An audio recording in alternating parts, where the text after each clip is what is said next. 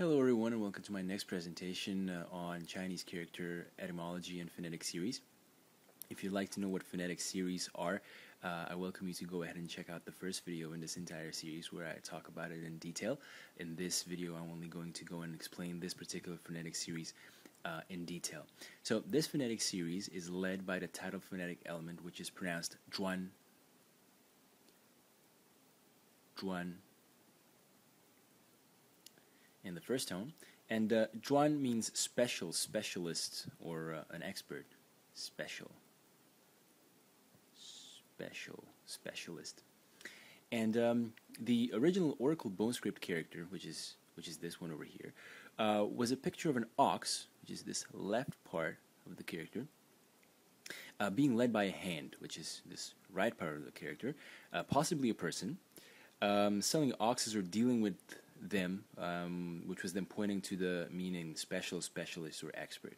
Now the original character, so the original one, this one over here, the hand is still preserved in the form of a zhuan, which is this bottom part. Let me separate that.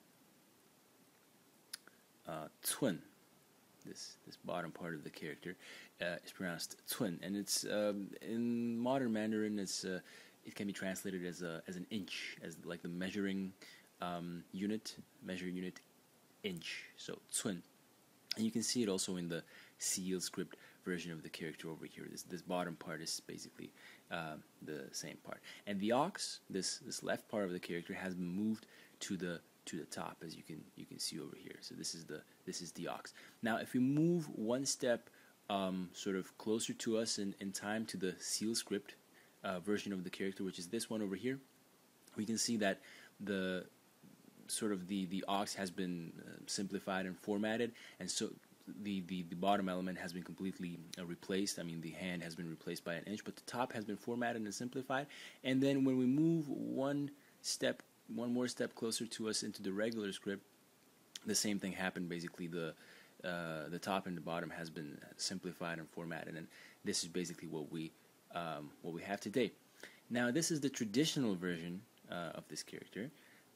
This character over here is the simplified version, greatly simplified. Let me count the strokes: 1, 2, 3, 4, 5, 6, 7, 8, 9, 10, 11 strokes in the traditional version of the character, and 1, 2, 3, I guess four strokes in the simplified version. So heavy simplification here.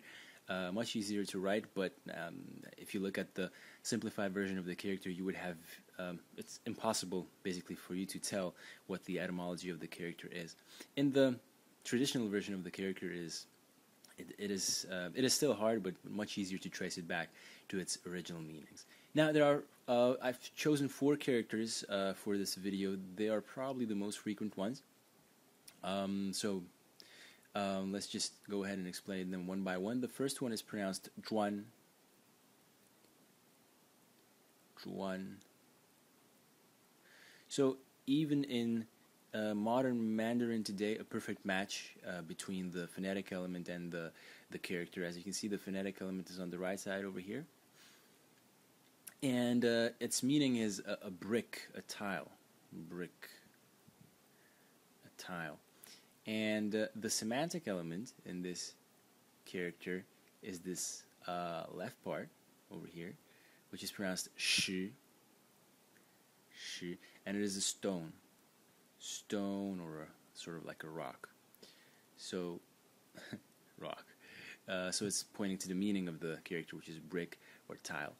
The second character in the series it has several pronunciations actually. The first pronunciation is zhuan.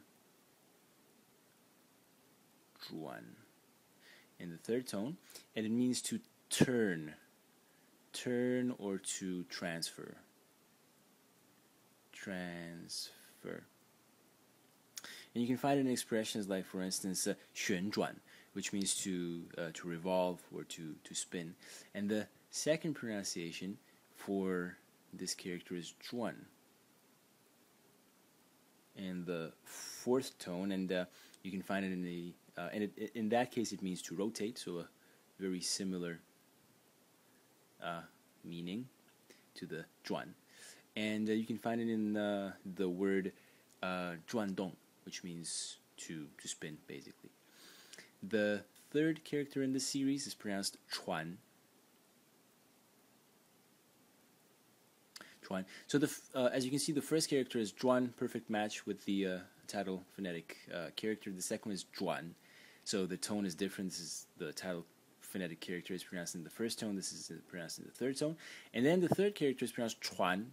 So the initial consonant in modern Mandarin is different, and then the tone is different as well. But this does not mean that when the character was created, that this was the case. Maybe at that time the pronunciation was the same. Maybe in the case of the second character it was really the same, just the tones later evolved differently, and then with the third character it was maybe also the same, but I'm not sure about that. So chuan means to pass or to pass on, to spread. Pass on. And you can find it in the expression or in the word yichuan, which means, well, we translate it as to inherit something, but it's actually, I think, it goes the other way around, like to pass on your genes. I think it's usually used with genes, like I inherited this and that from my parents, but each one it probably is, it works the other way. So the parents, they transferred it on to you, and the second pronunciation for this character is zhuan.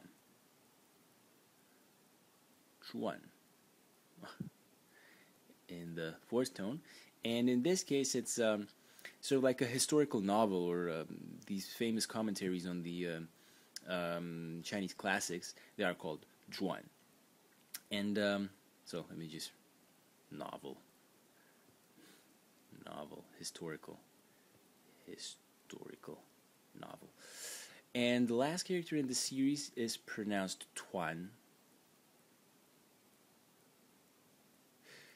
Oh, by the way, I'm sorry, I didn't talk about the semantic elements. So the semantic element in zhuan, so to rotate and to turn, is this thing over here,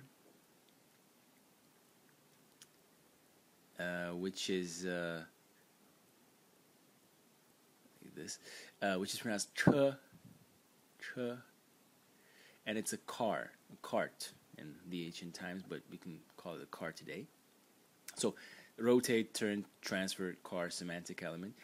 In this character, the semantic element is ren. I'm going to write it here. Ren, a person. So chuan as to pass on knowledge. I guess that's the reason for why the person semantic element is in there. And tuan means group. As a group of people. And the semantic element in this case is this outer element. I don't really think you can call it a character because it doesn't appear as a standalone character. And it is pronounced wei. And we can just roughly translate it as enclosure.